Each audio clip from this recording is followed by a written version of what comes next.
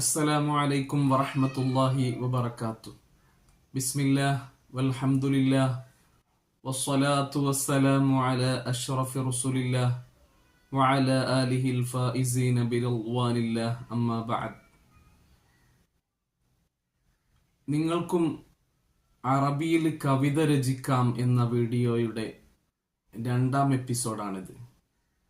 കഴിഞ്ഞ എപ്പിസോഡിൽ നമ്മൾ പാണ്ഡിത്യം ആവശ്യമില്ല, നിങ്ങൾക്കും അറബിയിൽ കവിത രചിക്കാം എന്ന ഒരു വീഡിയോ നമ്മൾ ചെയ്തു.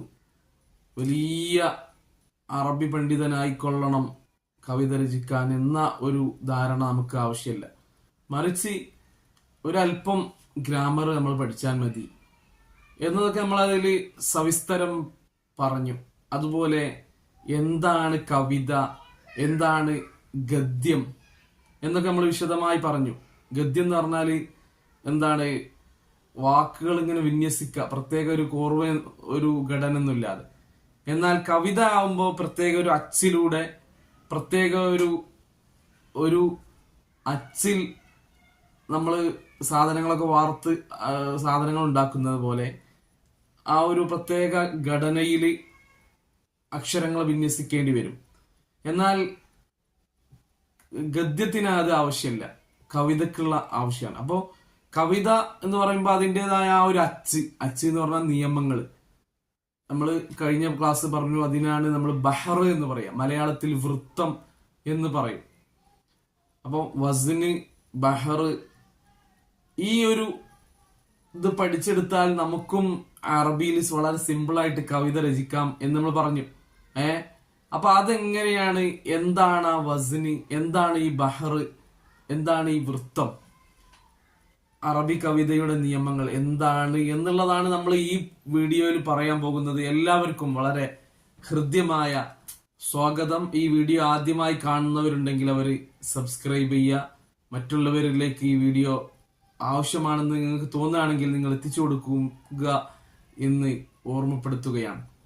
അപ്പൊ അറബി കവിതയുടെ 16 ബഹറുകൾ, വൃത്തങ്ങൾ ഏതൊക്കെയാണ് എന്നാണ് നമ്മളിപ്പോ വളരെ ഷോർട്ടായിട്ട് പറയാൻ പോകുന്നത്. അതിന് ഓരോ പേരും അതിന്റെ വിശദമായ പഠനങ്ങളുണ്ട്. ഒരു ബഹറിൽ ഏതൊക്കെ കവിതകൾ, നമ്മളെ നിലവിൽ പല മൗലിദുകളും ബെയ്ത്തുകളും ഒക്കെ നമുക്കറിയാലോ. ഇതൊക്കെ ഏതൊക്കെ ബഹറിലൂടെ ഉണ്ടാക്കിയതാണ്. അങ്ങനെ വിശാലമായിട്ടുള്ള ഒരു പഠനം നമ്മൾ ഇപ്പോൾ ഉദ്ദേശിക്കുന്നില്ല. മറിച്ച് അതിന്റെ ഷോർട്ടായിട്ടുള്ള ഒരു ഹ്രസ്വമായ ഒരു അവതരണമാണ് ഉദ്ദേശിക്കുന്നത്. 16 ബഹറുകൾ ഏതൊക്കെയാണ്, 16 വസ്നുകൾ, അച്ചുകൾ, അറബി കവിത ഉണ്ടാക്കുന്ന അച്ചുകൾ ഏതൊക്കെയാണ് എന്നാണ് നമ്മൾ ഇവിടെ പറയാൻ പോകുന്നത്. ഒന്നാമത്തെ ബഹറിന്റെ പേരാണ് തൊവീൽ. തൊവീൽ ബഹറിന്റെ വസ്ന്, അതിന്റെ അച്ചെന്താണ്? ഫുഊലുൻ മഫാഈലുൻ, ഫുഊലുൻ മഫാഈലുൻ, ഫുഊലുൻ മഫാഈലുൻ, ഫുഊലുൻ മഫാഈലുൻ. ഇതാണ് ഒന്നാമത്തെ ബഹറിന്റെ അച്ച്. തൊവീൽ എന്നാണ് അതിന്റെ പേര്. രണ്ടാമത്തേതിന്റെ പേര് മദീദ് എന്നാണ്. മദീദ് ഫാഇലാത്തുൻ ഫാഇലുൻ ഫാഇലാത്തുൻ ഫാഇലാത്തുൻ ഫാഇലുൻ ഫാഇലാത്തുൻ. നമുക്കറിയാം അറബി കവിത എന്ന് പറഞ്ഞാല് 2 അരവരികൾ ചേർന്നതാണ്, അല്ലെ? ഒരു അരവരിന്റെ അതേ തുല്യായിരിക്കും അടുത്ത അരവരി. അറബി കവിത മൊത്തത്തിലുള്ള പറയുന്നത് നമ്മൾ ആദ്യത്തെ പഠനമായതുകൊണ്ട് ആണ്, അതിൽ അല്ലാത്ത രൂപങ്ങളൊക്കെ വരുന്നുണ്ട്. അപ്പോൾ അരവരി ഉണ്ടാവും, അതേ വലുപ്പത്തിലുള്ള മറ്റൊരു അരവരി ഉണ്ടാവും. അതാണ് ഒരു ബെയ്ത്ത് എന്ന് പറഞ്ഞാൽ. അപ്പൊ ആ ഒരു ബെയ്ത്തിൽ എത്ര അക്ഷരങ്ങൾ വേണം, എത്ര ഇത് വേണം, അതിന്റെ ആ ഒരു വലുപ്പാണ് നമ്മൾ ഇതിലൂടെ കാണിക്കുന്നത് കേട്ടോ. ഈ ഒരു വലുപ്പത്തിലാണ് നമ്മൾ ഇനി ഒരാൾ ഒരു കവിത ഉണ്ടാക്കുകയാണെങ്കിൽ ഈ ഒരു വലുപ്പത്തിലാണ് അക്ഷരങ്ങളെ നമ്മൾ വിന്യസിക്കേണ്ടത്. മൂന്നാമത്തേതിന്റെ പേര് ബസീത്തോ ആണ്. ബസീത്തോ മുസ്തഫ്ഇലുൻ ഫാഇലുൻ മുസ്തഫ്ഇലുൻ ഫാഇലുൻ മുസ്തഫ്ഇലുൻ ഫാഇലുൻ മുസ്തഫ്ഇലുൻ ഫാഇലുൻ. ഇതാണ് ബസീത്തിന്റെ വസ്ന്. നമ്മള് സ്പീഡാക്കി ഓരോ ബഹറിന്റെയും വസ്ന് പറഞ്ഞു പോവുകയാണ്. നാലാമത്തേത് മുഫഅലത്തുൻ മുഫഅലത്തുൻ മുഫഅലത്തുൻ മുഫഅലത്തുൻ മുഫഅലത്തുൻ മുഫഅലത്തുൻ. അപ്പൊ മുഫഅലത്ത് എന്നുള്ള 6 പ്രാവശ്യം ആവർത്തിക്കലാണ് അതിന്റെ വസ്ന്. അടുത്തത് കാമിൽ എന്നാണ് അടുത്ത വസ്ന്റെ പേര്, അടുത്ത ബഹറിന്റെ പേര്. മുതഫാഇലുൻ മുതഫാഇലുൻ മുതഫാഇലുൻ മുതഫാഇലുൻ മുതഫാഇലുൻ മുതഫാഇലുൻ. അപ്പൊ നമ്മൾ പേരുകൾ ഇപ്പൊ നമ്മൾ ജസ്റ്റ് ഇനി അടുത്തൊന്നും പറയുന്നില്ല, പേരുകൾ നമ്മൾ തൽക്കാലം നിർത്തി വെക്കാണ്. ഇതിന്റെയൊക്കെ വിശദമായ ഓരോ ബഹറും വിശദമായി നമ്മൾ ഇൻഷാ അല്ലാഹ് പിന്നീടുള്ള ഇതിൽ നമ്മൾ പഠിക്കും. ആറാമത്തേത് മഫാഇലുൻ മഫാഇലുൻ മഫാഇലുൻ മഫാഇലുൻ. കേൾക്കാൻ വളരെ രസകരമാണല്ലേ? ഈ ഒരു ഇതിൽ തന്നെ നമുക്ക് മഫാഇലുൻ എന്നുള്ള ഈ അക്ഷരങ്ങൾ തന്നെ വേണമെന്നില്ല, വേറെന്തും ചേർത്താൽ അതൊരു പദ്യമായി. ഇതൊരു ജസ്റ്റ് ഒരു പ്രതിനിധികൾ മാത്രമാണ്. ഈ ഫ ഫ ആ മ ഫ ഈ അക്ഷരങ്ങളൊക്കെ ഒരു പ്രതിനിധികളാണ്. ഫഅല എന്ന ധാതുവിൽ നിന്നാണ് ഇതൊക്കെ ഉണ്ടാക്കുന്നത്. അതൊക്കെ പ്രതിനിധികളാണ്. ഇവിടെ നമ്മൾ വേറെ നമ്മളുടേതായ ബെയ്ത്തിന്റെ അക്ഷരങ്ങൾ ചേർക്കുമ്പോൾ അതൊരു കവിതയാകുന്നു. അതാണ് അറബി കവിത. ഏത് കവിതയും ഇങ്ങനെ തന്നെയാണ്, മലയാളത്തിലായാലും ഇങ്ങനെ തന്നെയാണ്. ഈ വൃത്തത്തിന് യോജിച്ച് വേറെ വാക്കുകൾ വിന്യസിക്കുമ്പോൾ അതൊരു കവിതയാകുന്നു. ഏഴാമത്തേത് മുസ്തഫ്ഇലുൻ മുസ്തഫ്ഇലുൻ മുസ്തഫ്ഇലുൻ മുസ്തഫ്ഇലുൻ മുസ്തഫ്ഇലുൻ മുസ്തഫ്ഇലുൻ. മുസ്തഫ്ഇലുൻ 6 പ്രാവശ്യം ആവർത്തിച്ചാൽ അതായി. അടുത്ത എട്ടാമത്തേത് ഫാഇലാത്തുൻ ഫാഇലാത്തുൻ ഫാഇലാത്തുൻ ഫാഇലാത്തുൻ ഫാഇലാത്തുൻ ഫാഇലാത്തുൻ. അപ്പൊ എട്ടാമത്തെ ബഹറിന്റെ വസ്നാണിത്. ഫാഇലാത്തുൻ എന്നുള്ളത് 6 പ്രാവശ്യം ആവർത്തിക്കുക.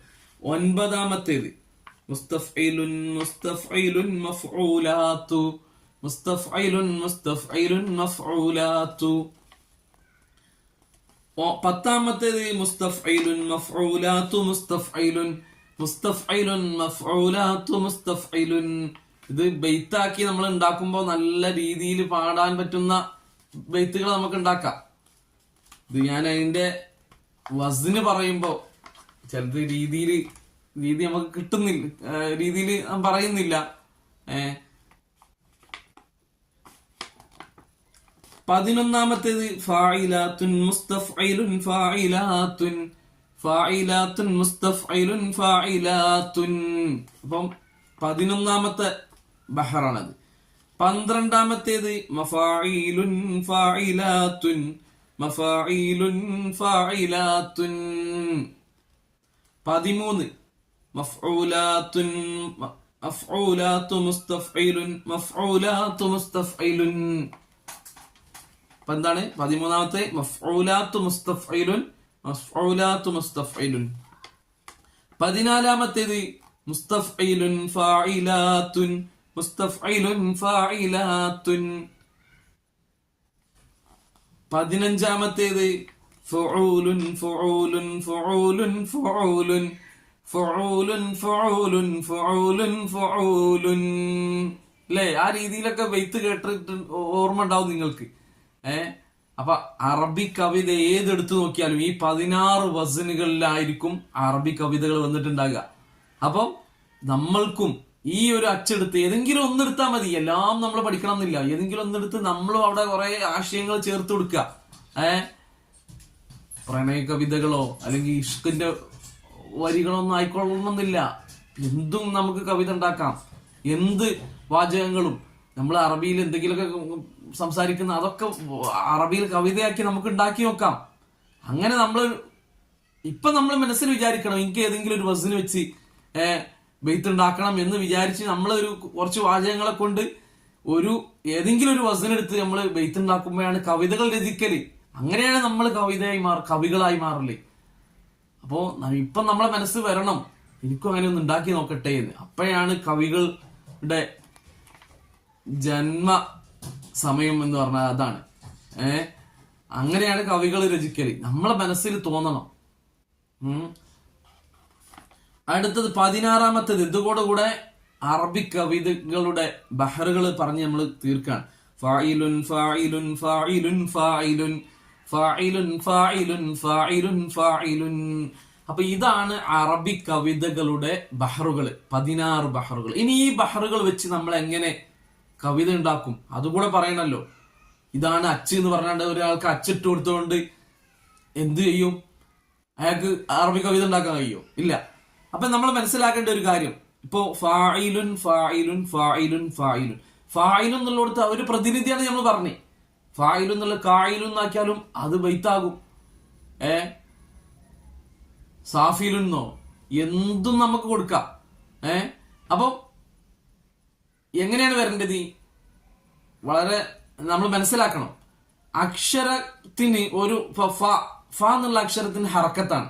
ഓരോ അക്ഷരം നമ്മൾ പരിശോധിക്കുക. ഹറക്കത്തുള്ള അക്ഷരങ്ങളുടെ സ്ഥാനത്ത് നമ്മൾ വിന്യസിക്കുന്ന ആശയം, നമ്മളൊരു കവിത ഉണ്ടാക്കുകയാണല്ലോ, അപ്പൊ അതിന്റെ ആശയം നമ്മൾ കൊടുക്കുമ്പോൾ ആ ഫ എന്ന് വന്നോടത്ത് ഹർക്കത്തുള്ള അക്ഷരം തന്നെ വരണം.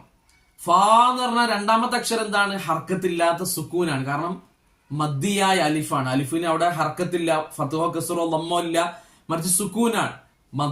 മദ്ദക്ഷരാണ്, അത് സുക്കൂനുള്ള അക്ഷരമാണ്. അപ്പൊ സുക്കൂനുള്ള അക്ഷരം വരുന്നിടത്ത് നമ്മൾ സുക്കൂൻ കൊടുക്കണം. ഒന്നെങ്കിൽ മദ്ദക്ഷരായ അലിഫാകാം, വാവാകാം, യാകാം, അല്ലെങ്കിൽ സുക്കൂനിൽ ഏതെങ്കിലും അക്ഷരാകാം. അപ്പൊ ഹർക്കത്തുള്ളടത്ത് ഹർക്കത്ത് കൊടുക്കുക, സുക്കൂൻ വന്നോടത്ത് സുക്കൂൻ കൊടുക്കുക. ഇതാണ് ഈ അച്ചിനെ നമ്മൾ ഉപയോഗപ്പെടുത്തുക എന്ന് പറഞ്ഞാൽ. അപ്പൊ ഹർക്കത്തുള്ളടത്ത് ഹർക്കത്ത് പറഞ്ഞ ഫ എന്നുള്ളടത്ത് ഫത്ഹ് വന്നാൽ ഫത്ഹ് തന്നെ വേണമെന്നില്ല, കിസ്റാകാം, ബമ്മാകാം, മദ്ദക്ഷരം അലിഫും വാവും യാ ഒക്കെ പറ്റും. അപ്പൊ സുക്കൂന് ഉള്ളടത്ത് സുക്കൂനുള്ള അക്ഷരം തന്നെ അലിഫ്, മദ്ദക്ഷരത്തിന്റെ അലിഫ്, മദ്ദക്ഷരത്തിന്റെ വാവ്, യാ ഒക്കെ പറ്റും. അതുപോലെ സുക്കൂനുള്ള ഏതെങ്കിലും അക്ഷരം കൊടുത്താലും മതി. അപ്പൊ ഐ മൂന്നാമത്തെ അക്ഷരം കിസ്റായിട്ടാ വന്ന്, കിസ്റ തന്നെ വേണമെന്നില്ല, ഫത്ഹ കൊടുക്കാം, വമ്മ കൊടുക്കാം, ഹർക്കത്തുള്ള അക്ഷരം വേണമെന്നേ ഉള്ളൂ. അപ്പൊ അതാണ് ഈ അച്ചിനെ നമ്മൾ ഉപയോഗപ്പെടുത്തി അവിടെ നമ്മളുടെ ആശയങ്ങൾ വിന്യസിക്കുമ്പോൾ നമുക്കും കവിത രചിക്കാം. നമ്മള് കവിത രചിക്കണമെങ്കിൽ ഇഷ്കിന്റെ വരികളാകണം എന്നില്ല, നമ്മൾ പറഞ്ഞല്ലോ. അതാണെങ്കിൽ വളരെ മനോഹരം. റസൂലുള്ളാഹി സ്വല്ലല്ലാഹു അലൈഹി വസല്ലം തങ്ങളെ കുറിച്ചുള്ള നല്ല നല്ല മദ്ഹ് ഗാനങ്ങൾ നമുക്ക് രചിക്കാം, മദ്ഹിന്റെ ബൈത്തുകൾ നമുക്ക് രചിക്കാം. നമ്മളിപ്പോ അൽഫിയ പഠിച്ചിട്ടുണ്ട്. അൽഫിയ എന്ന് പറഞ്ഞാൽ ഗ്രാമർ, അറബി ഗ്രാമറിന്റെ 1000 ബൈത്തുകൾ.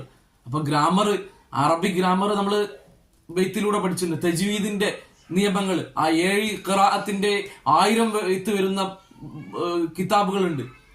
അതൊക്കെ അപ്പൊ തജ്വീദ് ഉണ്ട്, ഫിഖ്ഹ് ഉണ്ട്, അഖീദന്റെ എല്ലാം ബൈത്തിലൂടെ നമുക്ക് ഉണ്ടാക്കാം. വെറും ഇഷ്ക് തന്നെ ആകണമെന്നൊന്നുമില്ല. അപ്പോ അല്ലാഹു തആല നമുക്ക് തൗഫീഖ് നൽകുമാറാവട്ടെ. ഇതാണ് 16 ബഹറുകൾ. ഇത് ഉപയോഗപ്പെടുത്തി ഇതിൽ ഏതെങ്കിലുമൊക്കെ ഒന്ന് എടുക്കുക, എന്നിട്ട് നമ്മൾ ബെയ്ത്ത് ഉണ്ടാക്കി നോക്കുക. അങ്ങനെയാണ് കവികൾ രചിക്കല്, കവിതകൾ ഉണ്ടാകല്, കവികൾ ഉണ്ടാകല്. അങ്ങനെ കവിത രചിക്കാമെന്നതിന്റെ ഷോർട്ടായ രൂപങ്ങള്, വിശദമായ രൂപങ്ങൾ എല്ലാം ഇൻഷാ അല്ലാഹ് ഈ ചാനലിലൂടെ നിങ്ങൾക്ക് ലഭ്യമാകും. അതിന് നിങ്ങൾ ഈ ചാനൽ പ്രചരിപ്പിക്കണമെന്ന് ഓർമ്മപ്പെടുത്തി. അസ്സലാമു അലൈക്കും വറഹ്മത്തുള്ളാഹി വബറകാതുഹു.